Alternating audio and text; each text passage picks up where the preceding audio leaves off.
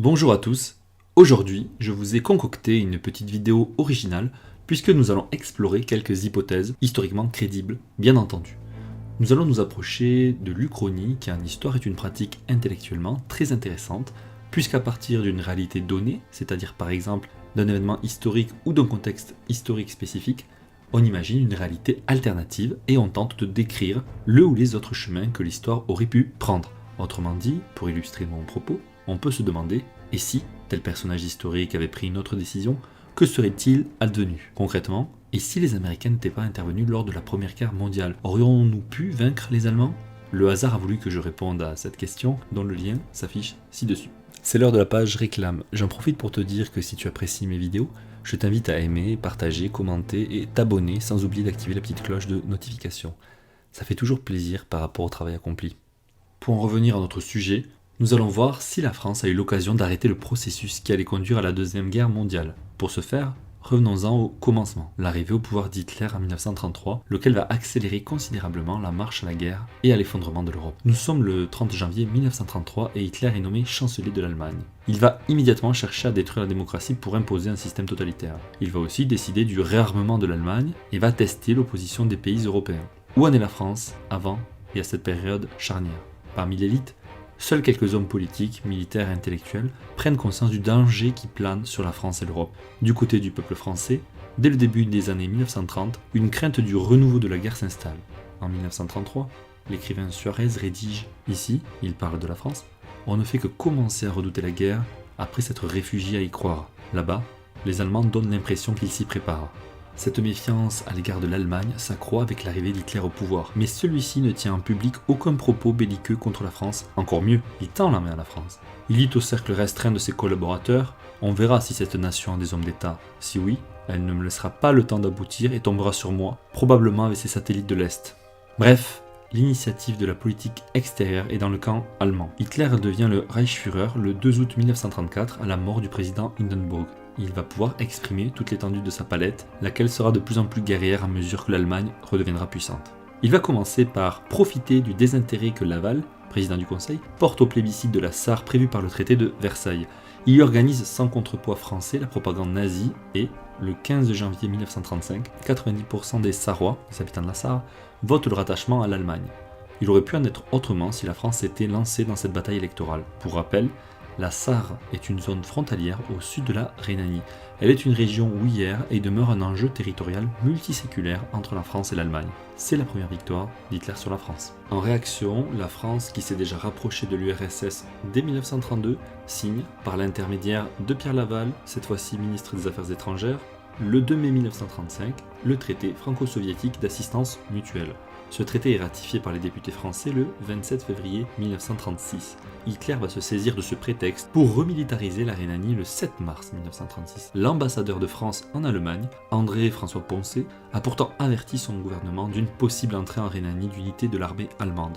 Le ministre de la Guerre, le général Morin, déclare qu'une intervention militaire de la France n'est possible qu'à la condition d'une mobilisation partielle. Une telle mesure est impensable à la veille des élections qui auront lieu en avril-mai de la même année. Or, l'affirmation du ministre de la Guerre est fausse, car l'armée d'active française, c'est-à-dire sans mobilisation d'une partie de la population, est nettement supérieure aux forces armées de l'Allemagne. L'Allemagne débute son réarmement massif. Si la France menace d'intervenir ou intervient, le coup de poker hitlérien tombe à l'eau. Hitler serait obligé de reculer. Il essuierait un échec et se trouverait discrédité auprès de la population allemande. Cette affaire de la remilitarisation de la Rhénanie est en réalité une occasion en or pour la France de tuer dans l'œuf le projet belliciste allemand. Si le ministre de la Guerre et le chef d'état-major général Maurice Gamelin n'avaient pas idée du potentiel de l'armée française, c'est grave. S'ils le connaissaient, c'est une erreur encore plus grave. Concrètement, le 7 mars au matin, la Wehrmacht entre dans la zone démilitarisée de la Rhénanie en violation totale du traité de Versailles et des accords de Locarno. La France est alors dirigée par un gouvernement de transition à la veille des élections générales d'avril-mai 1936, dont le président du Conseil est Albert Sarraut. Il déclare « Nous ne laisserons pas Strasbourg sous le feu des canons allemands, mais il ne veut répliquer seul et consulte l'allié britannique qui lui n'envisage pas l'option militaire. » Hitler engrange de nouveau un succès diplomatique. Les conséquences sont désastreuses pour la France. Le traité de Versailles vient de recevoir le coup de grâce. Il n'y a plus de zone tampon entre la France et l'Allemagne. Autrement dit, en termes géopolitiques, la clé de voûte géostratégique du glacier rhénan vient de disparaître. L'allié belge se sent menacé et n'a plus confiance en la France pour assurer sa sécurité. Il traite directement avec l'Allemagne pour, comme le déclare le roi Léopold, nous mettre en dehors de tout conflit avec nos voisins. Pourtant, cet événement capital mais extérieur passe inaperçu en France. Il est éclipsé par l'agitation interne à l'approche des élections. Celles-ci marqueront le triomphe de la gauche sous l'alliance Front Populaire.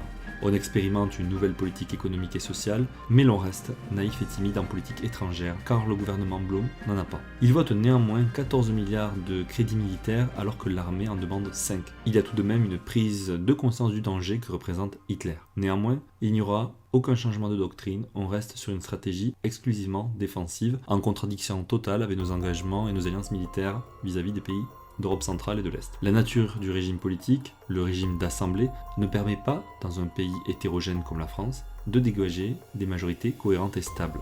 De ce fait, plusieurs gouvernements se succèdent jusqu'à l'année 1938. Elle va être capitale et déterminante à plusieurs égards. Hitler veut conquérir le fameux espace vital, en allemand Lebensraum. Il doit annexer l'Autriche. Jusqu'à présent, l'Italie fasciste de Mussolini s'y opposait, mais à partir de la guerre civile espagnole, les deux puissances se rapprochent et aident les nationalistes dirigés par Franco. Dès lors, l'Italie ne sera plus garante de l'indépendance de l'Autriche. L'ancien chancelier autrichien Engelbert Dollfuss s'est fait assassiner par les nazis autrichiens en 1934. Son successeur Kurt Schuschnigg va tenter de préserver l'indépendance du pays, mais se verra imposer un ministre de l'Intérieur nazi par l'Allemagne menaçante. Le 12 mars 1938, les troupes allemandes rentrent dans le pays et l'annexent. L'Anschluss est réalisé. Le Reich incorpore 7 millions d'âmes supplémentaires. La France est en pleine crise ministérielle et se contente de protester. On consulte la Ligue britannique. Le Premier ministre anglais Chamberlain met en application la politique de l'apaisement en français, qui se révélera désastreux car Hitler ne compte pas arrêter sa politique d'agression. La France ne réagit toujours pas, empêtrée dans son instabilité politique chronique. On vient de nouveau de manquer une occasion de faire reculer Hitler. En France, Édouard Daladier va constituer le 10 avril 1938 son troisième gouvernement. Quand on aime, on ne compte pas. Il s'agit d'un gouvernement d'union nationale. L'idée est de sortir de l'impasse économique et politique du Front Populaire. Or, ce cabinet d'union nationale n'en a que le nom. Le vice-président du Conseil, Camille Chotan, et le ministre des Affaires étrangères, Bonnet, sont des partisans convaincus de l'apaisement avec Hitler, c'est-à-dire qu'ils pensent qu'on peut s'entendre avec Hitler pour préserver la paix. Le président du Conseil Daladier n'a donc pas les mains libres. L'autre difficulté est la pression pacifiste de l'opinion publique qui est plus forte que jamais. Dans ce contexte, difficile d'agir et de prendre les mesures que les circonstances imposent. Point d'information, le pacifisme est présent essentiellement à gauche de l'échiquier politique et majoritairement chez les socialistes. Le 12 septembre 1938, Hitler déclenche la crise des Sudètes, minorité allemande de 3 millions d'habitants vivant de la Tchécoslovaquie de 13 millions d'habitants, par l'intermédiaire d'un discours où il accuse la Tchécoslovaquie d'oppresser les Sudètes. Il revendique leur autonomie pour étendre le Reich allemand, incorporer de nouveaux habitants et piller l'industrie de guerre tchécoslovaque qui est de grande qualité, en particulier au niveau des tanks. Le gouvernement tchèque d'Edvard Beneš fait appel à ses alliés, la France et l'URSS. L'URSS se tourne vers la France, qui se tourne elle-même vers la Grande-Bretagne. La Pologne refuse le passage de l'armée rouge sur son territoire. Devant ce manque de fermeté, Hitler accepte de rencontrer Chamberlain le 17 septembre et exige l'annexion pure et simple des Sudètes. Les Français et Britanniques lâchent le président Beneš et lui font savoir qu'ils ne vont pas lui apporter leur soutien. Le 22 septembre, Chamberlain rencontre de nouveau Hitler qui réclame cette fois que les Tchèques doivent évacuer les Sudètes avant le 1er octobre 1938, sinon ce sera l'annexion. Dans un premier temps, la France et la Grande-Bretagne protestent et mobilisent partiellement leurs troupes le 22 septembre. Petite anecdote, les pacifistes antifascistes de l'époque pensent que c'est la paix qui sera mortelle à l'hitlérisme, idiot utile du nazisme. Une conférence de paix de la dernière chance voit le jour sur proposition de Mussolini.